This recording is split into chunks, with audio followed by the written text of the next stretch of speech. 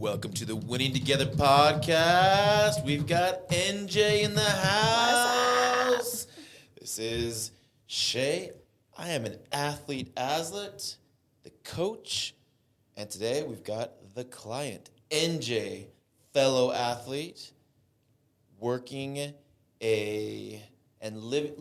a life that's just rad. Most definitely, yeah. On today's Win Together podcast, we've got a special guest here.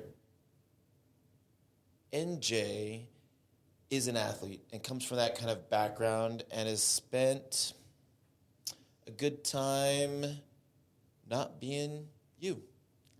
A lot of years not being me. And the last, 8 months, you have radically altered the direction of the trajectory of your life, and that's what you're here to talk about today. What do you want to make sure we cover and talk, and everything always happens when it's supposed to.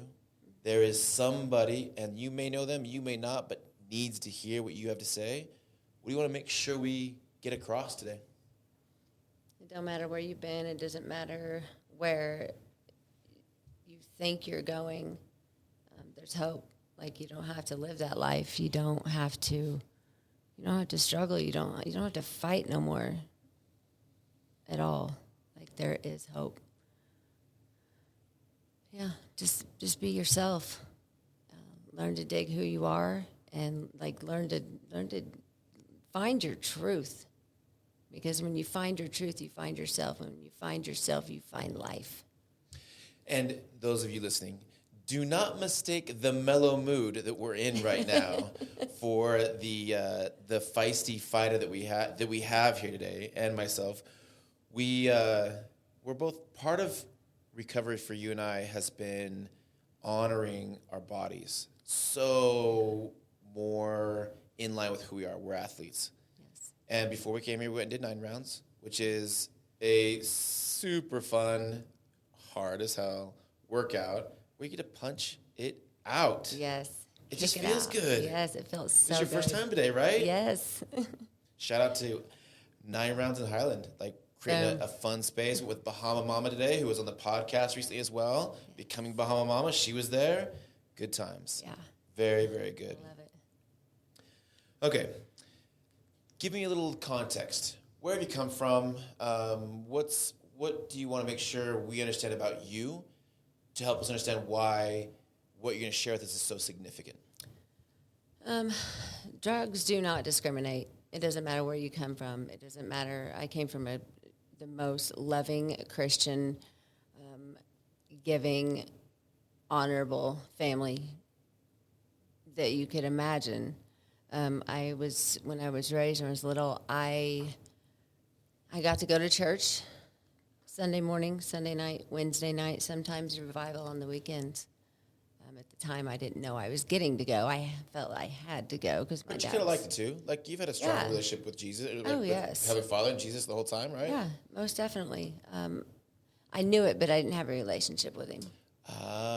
Yeah. So growing up, I couldn't ask for a better childhood.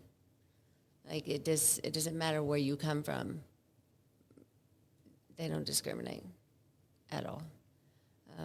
I have 2 older brothers. They've been in addiction as well. Really? Yeah, my oldest brother right now is in prison. My older brother, he is actually in recovery. 2.5 years, I believe. Has a beautiful family, is understood, and still practices every day how to recover. Has he been a source of? Has he been a good teammate as you've gone through your recovery? Oh, most definitely. My family is extremely involved in my recovery. My mom passed away in 2006, massive heart attack. That's when my life took a turn, like downhill, down, and kept going down. That put you right in your late 20s, early 30s too, huh? Yes, and I had already experienced partying and drugs, like all of it, although that was whenever I moved to Tennessee, I got that phone call. And when I got back home, it was just downhill. So then I felt like, Oh, you weren't there. yeah, You felt like you were supposed to be there and you weren't there. yeah, Oh, exactly, yeah.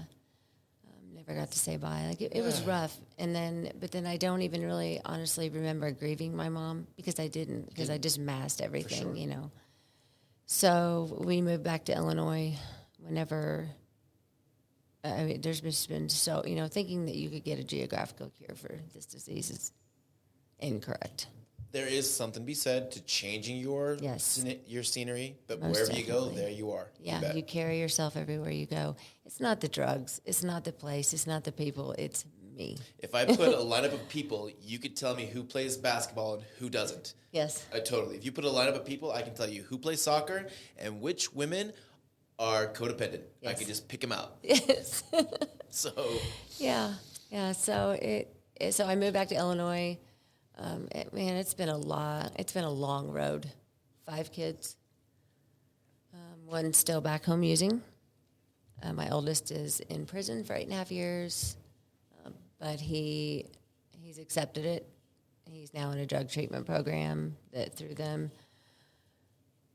I have a lot on my plate. My oldest daughter is in Tennessee in college, doing great, living her best life. Where's literally at Knoxville. Knoxville. Yeah, Knoxville's Pellissippi a State. nice place. Yeah, Pellissippi State. Yes. My youngest just got my 2 youngest out here. Never thought that would happen 8 months ago. Wow.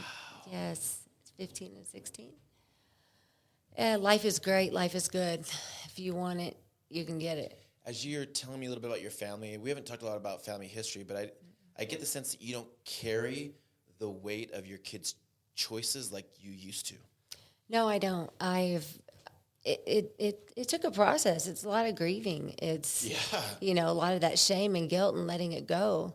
Although I don't know, I'm not that person anymore, and so I have to tell myself, there's moments in my day, that kids will call, they'll be upset, and I'm like, oh my gosh, is this a result of me and my not being present? But then I have to just flip that switch and say, no. Like, I'm not that person anymore, so don't carry it anymore.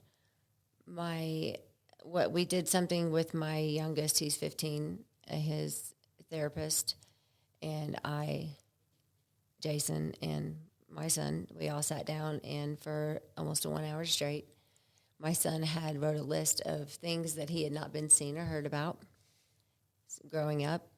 So it was how mom can be a better mom. Yeah, exactly. So we sat there and just listened. Did not say a word. That was our intent, to let him speak and let him be seen and heard for almost an hour. And that was probably, and just cry, and just feel it, take it, and let it go. So after that, it was like a weight, and he felt lighter. He looked lighter. I felt lighter. Jason felt lighter. When did this happen? Smile. A few months This ago? was almost 2 months ago. Okay. Yeah, that was probably one of the hardest things I've ever had to do, and to accept that I was that person, but I'm not that person anymore. I get to be me today. I get to be a good parent today. I get to be a good wife today. I get to be a good mom, a daughter, because I get to choose who I want to be and what I want and allow in my life. So my daughter's next. She's 16. It's gonna be a hard one, but it's healing. We're healing. Yes, she's a little Nikki, my little mini me. Parenting your mini me? Yes. Ooh, yes. Oh, man. So hard, right? I know what you're thinking, because I think the same thing, and I'm getting angry at you for the same thing that I do. And yes, and just. Oh, my gosh, she's 16, moved away from everything and everyone she's ever loved and known. And I'm so grateful my kids are open to change. My kids are embracing it. They're grabbing it. They're loving it. They're feeling it. But they're also feeling feelings that they need to feel and let go.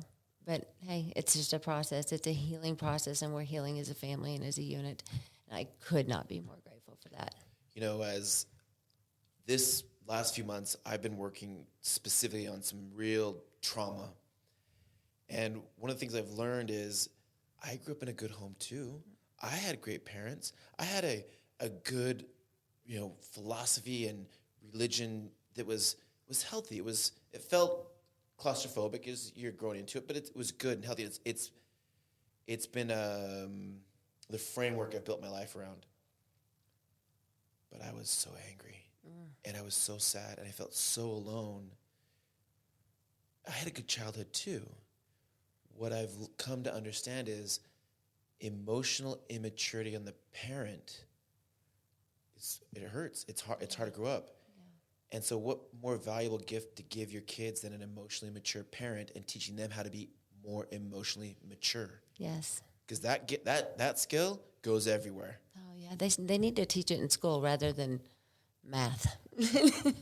To be honest, how to deal with your feelings. Or whatever. But we teach safe sex. How about we talk about emotions that lead to safe sex? That lead to healthy sexual relationships. Exactly. Absolutely. Yes, I agree. Yeah. So you're and I'm going through the book The Conscious Parent by Dr. Shafali. Mm-hmm. Guess what? It's all about the parent. You're the problem, not your kid. Right. I totally honor you too, because you've been doing this self-love practice of, I love myself. I love you all the way, no matter what. And when you give it to yourself, you're able to give it to the people you care about. And as you've given that to, the relationship you have with your partner and your kids, and then to see them now take that and to feel all those triggers and those feelings come up and just sit with it. Yeah. Wow. Yeah. Wow. Yesterday, my husband called me, and he was really, being a parent is hard, period, let alone when we're learning and experiencing all these emotions and feelings that we've never felt before. And sober, and actually getting raw and feeling them. So he calls me yesterday, and, he was just struggling as a parent. He's a full-time parent. He's giving me this time to heal. And I had to remind him it's okay to feel what you're feeling. And I'm so grateful that we have each other. We can't be a rock for each other, but we can be a freaking volcano together. And that's huge. Do you know what I learned about volcanoes? What's that? That we often think they're the big eruption is what's so powerful, but a volcano to be sustainable and really build, an island or a land, it comes out consistently. And to change that from the relationship, because I don't know what it was, but I can just see in Tennessee, I can just see you and him being so in love and everything's so great, and then somebody gets triggered or some need isn't getting met or something, eruption, disconnect, he said, she said, drama, and then no talking, the silent treatment for sure. Years of that. Yep. And then, years, literally. Hey, your birthday's coming up. Maybe we should be nice to each other and be nice to each other around some reason to get together. And they're like, oh, I really miss this. This is great. And you finally connect, and then you let down the guard. It's going to be great. And then the volcano erupts. Again, over and over and over and over. My life has been a roller coaster. Up, down. But when you're on that road of not recovery, it always comes to an end. There's always a dead end. I think that makes the way you intro and present yourself at the beginning so powerful. This is the woman who, team captain, game on, fierce competitor. Even at 9 rounds today, I saw you. I was like, oh, she wants to get it perfect. Exactly. Your face is serious. You're just intense, right? Yeah. Well, in a relationship, that shows up in different ways. Those jabs felt really good. Yeah. Really good. So to go for somebody who's such a firecracker, which is one of your gifts, that it became a disservice to yourself and be like, hey, it's working out. It's all good. And just be so much more even. That's huge. Yeah. That is some serious work on your part. Alignment is huge with me of who I want to be and who I desire to be. Not just want, but desire, like that deep passion of that woman. Not Jason's wife, not Alyssa's mom, not Ava's mom, not Jace's mom, not Landon's, Lucas's, but Nikki again. and finding me again. That's been a huge focus with me since I got here. Does that go all the way back to like 1990? It goes back to probably when I was 14. So 30 years. Is there something there you want to share? I started using when I was 14, all the hard drugs. It never leads to a light. It never leads to nothing but a dark tunnel. And so, like, all these demons that I've kept in myself all these years. But you're a naturally happy person. Oh, no. What was dark about that time? Using my life, masking my basketball career that I should have had, or that I could have had.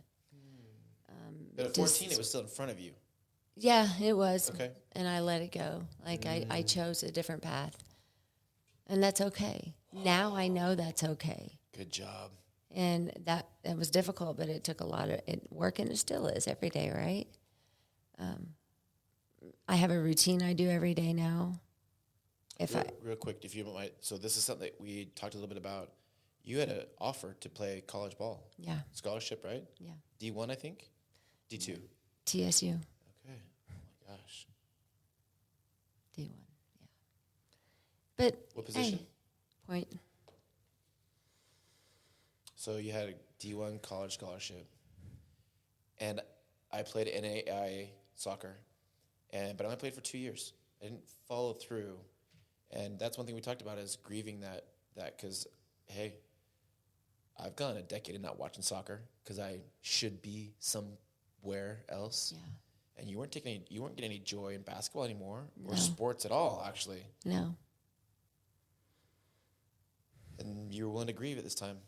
Yeah, I don't have to. I don't have to look on TV and like turn it off. Like I get to watch it now, and I get to enjoy it, and I want to be a coach. That's something. That's my passion. That is so my passion.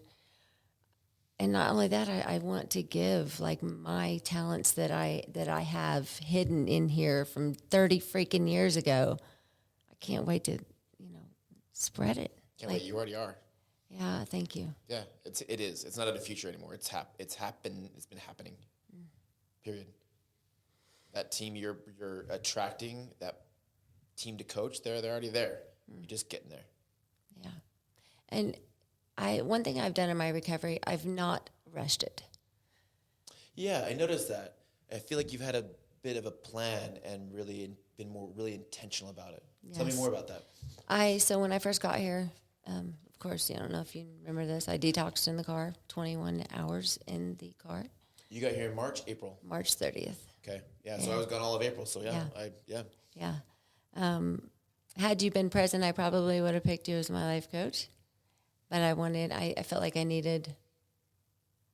you got the right guy at the right time. Man, didn't I? Chris He's a beast. Avery. Yes. Hat tip. Yes. Point to you, Chris Avery. And I get all the life coaches.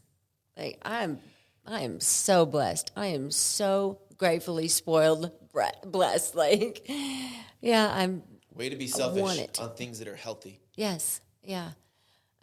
Hazel's helped me a lot. You've been a huge part of my recovery. The work we've done, I am so proud. Like I'm chilling right now. Me too. I just right down my spine. Yes. What's so crazy about it is the interactions we've had have been very minimal. Yeah. But we just know, like, I'm gonna show up, notice you, boom, this is happening, bam. Yeah. Chris had something in him that I wanted. That was, he challenges himself physically. He challenges himself mentally. That was right when he was doing 50,000 pull-ups and push-ups. Yes. Right? Yep. In a month. I wanted that. Like, that's what I wanted. Like, and first in recovery, I couldn't even comprehend anything anybody was saying to me the first 3 or 4 months. Like, literally nothing. Now, so I had to take a step back and focus on why I was here, what I was here to do. And when I did that, when I shifted my perspective, when I shifted that change and into what I deserve and into what I get to allow in my life today, it's when the shift happens. I feel that was like July, August-ish. Yeah, it was. Yeah, about the end of July, I'd say. Beginning of August, right? Yes. Yeah, that's when I grabbed it and I held on tight, and I still held on tight every day. And I crave it. I crave recovery. Anything and everything I see in my face that's recovery, I want it. I'm going to get it. I'm going to do what I got to do to get it.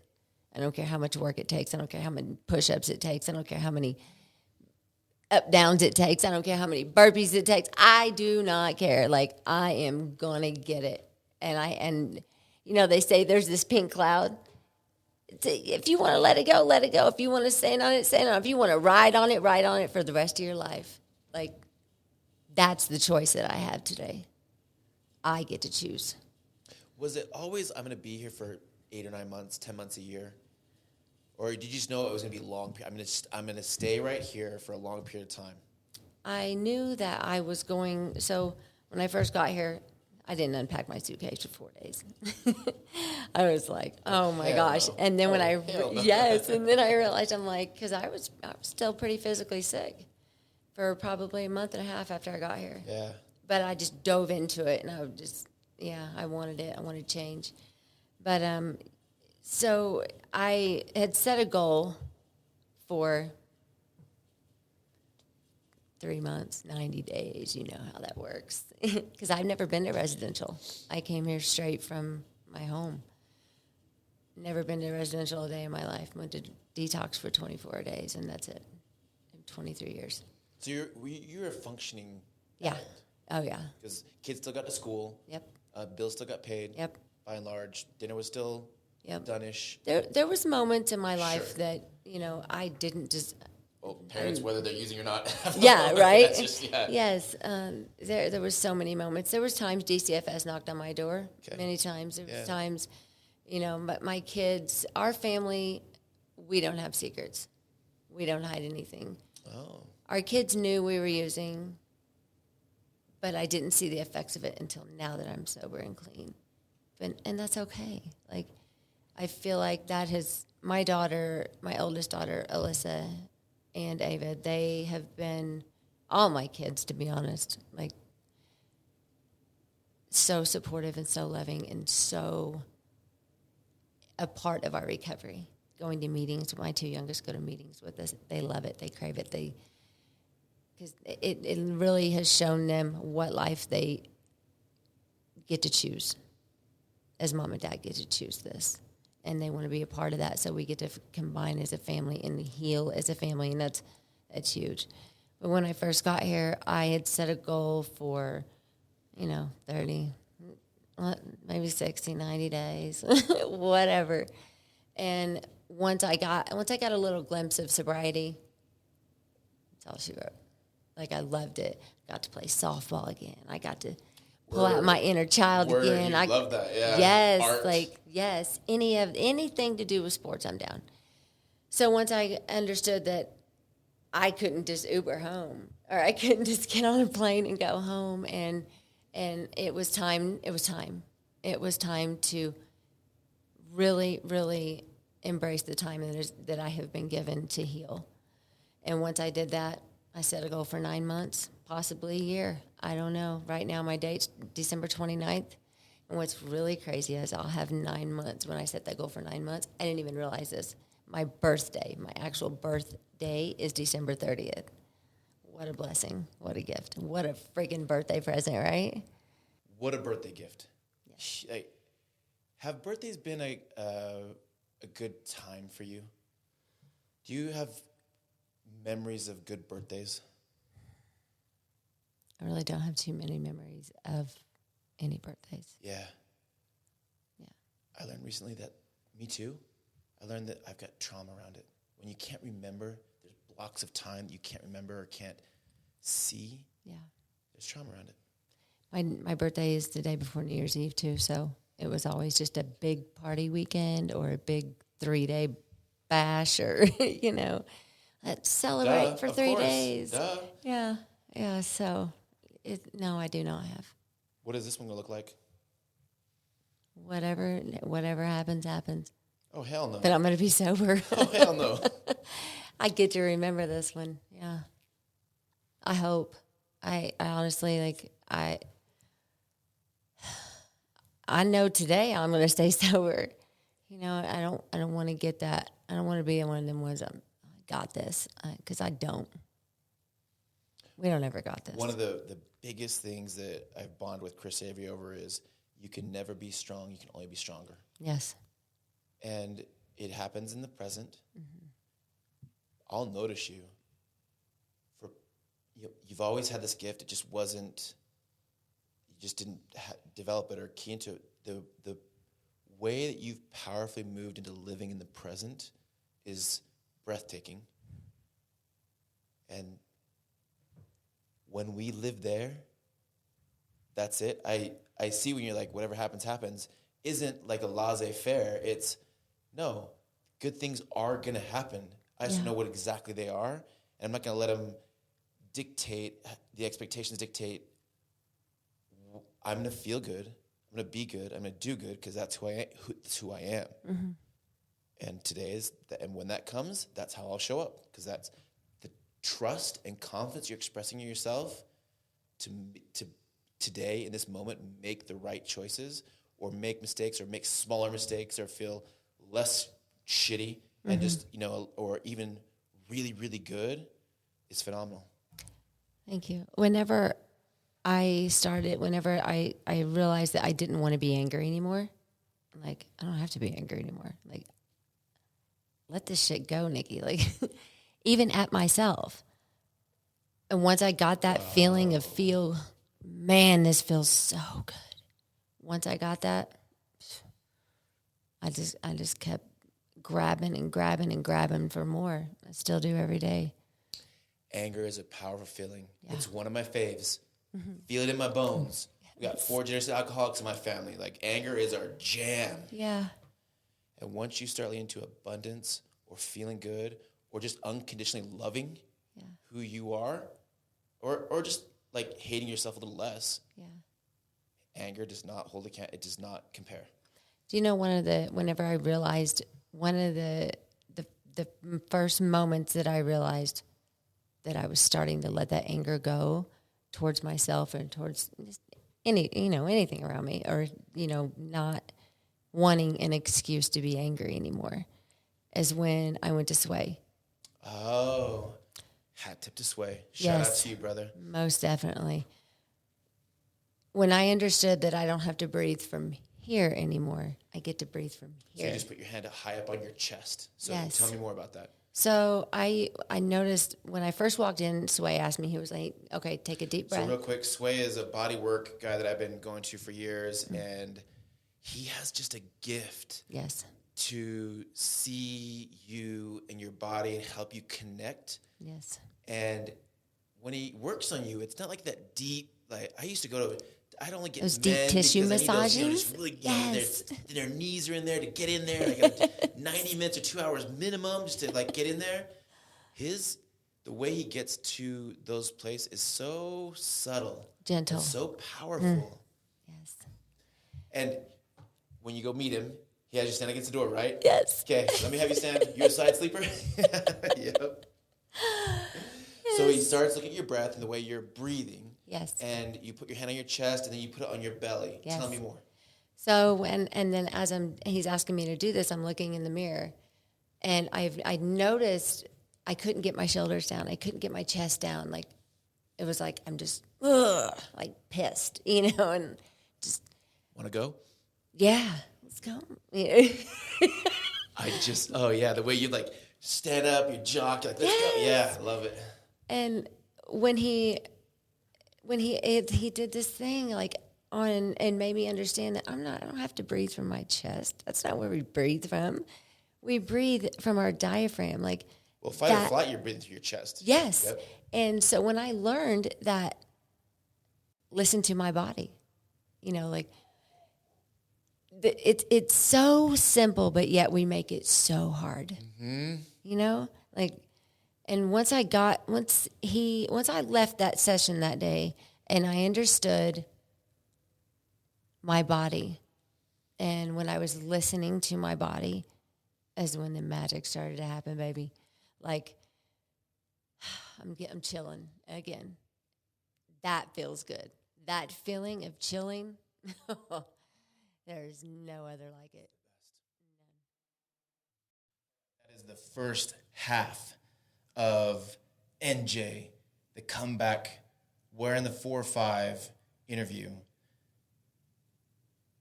becoming the parent you want to be, getting into your body, feeling good about the mistakes, grieving huge missed opportunities, incredible stuff.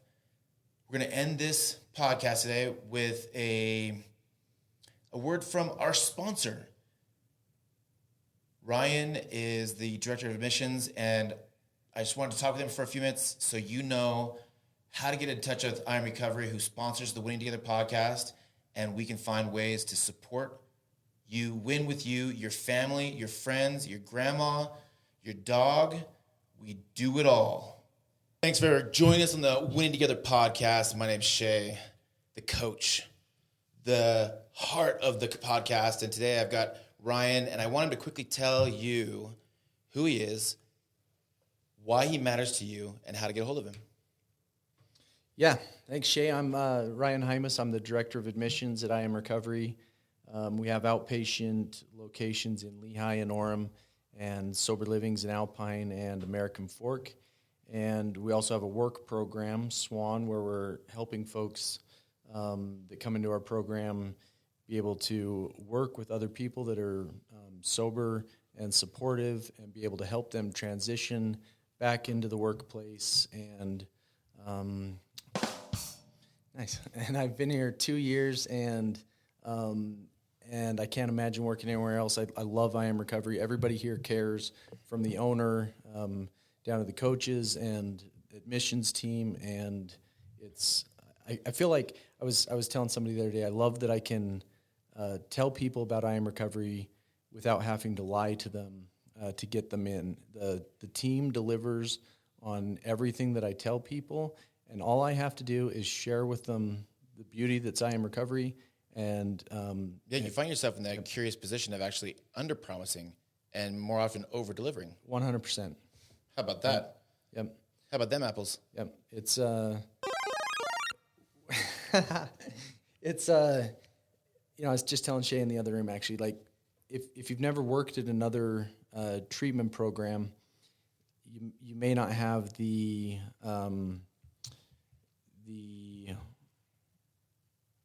reference point to understand that this place is different. There's everybody here. I mean, everybody is bringing their value, and Jared, as an owner, respects our individuality and respects us bringing our own value in, and not trying to. What I found at most treatment programs is they want the staff to come into their box of what their program is, and I feel like ours is the opposite of where the program is created by the individual, the individuals and the value that they each bring, and Jared wants us to bring our own individual talents to the table. It's an awesome place to be. Why does somebody want to call you, and how do they do it? You can call us day or night, 801-407-9998. And Jared supports me in this. I don't view my job as trying to get you into our program. I view my job as trying to help each person that calls in, because, potentially maybe another program is a better fit for an individual. And so my job is to help people. I help people. Some of them come to our program. Some of them go to other programs. And we're going to put in just as much work for every person that calls, whether or not it's going to help our company's bottom line or not. And guess what? We're getting good. We see you. If you're here not keeping it real, we will not feel like a comfortable match. Yep. But if you're here to keep it real, you will find a place like no other. Yep. Ryan, so number again is? 801-407-9998. You could email me, Ryan, at iamrtc.com, or you can call my cell, 801-652-9241. I Am Recovery on the web, Facebook, I Am Recovery. Yep. Boom. Love it. Thanks, everybody. Cheers.